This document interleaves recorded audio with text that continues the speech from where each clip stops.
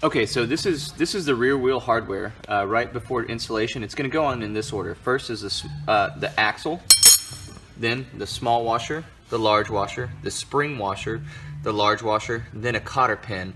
And these two pieces go on. I always put them on last because they're a little bit difficult to pry off. This piece right here is just an extra tool. It says remove or whatnot. You don't always have to use this, but I'm going to show you in the video of how to use it. First thing you want to do is open up your stroller over here and put this axle through there. Find the holes kind of near the brake area and notice how the axle is on there. Then, just like I said earlier, take the small washer, put it on there first, and then take one of the wheels and put it where the gear side is facing down. This is the gear that the brakes actually touch. So make sure that the brakes are disengaged completely.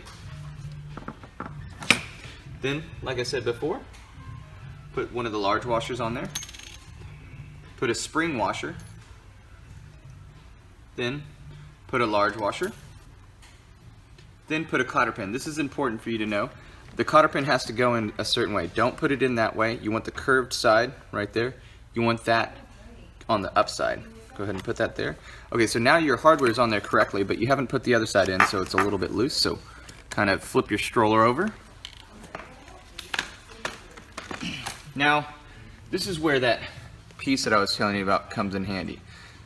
It's like a tabletop piece. It's made to go touch against the rod on the other side because you're using spring washers, which means that they need to be compressed. So line this piece up with the rod on the other side, just so it has a place for it to touch. There. That way, you notice I can push on this, and it pushes the rod through so I can get the last cotter pin on more easily. Now, once again, put on the small washer, then put on the wheel,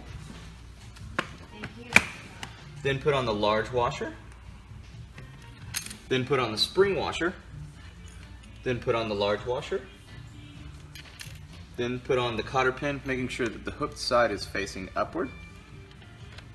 And because you're pressing down on this, it's got more room. It's got extra room on it. The last thing that you do is put the hubcaps on. You might have to twist it around to get it on there. And then do the same thing for this side. And that's it. That's how you install the rear wheels.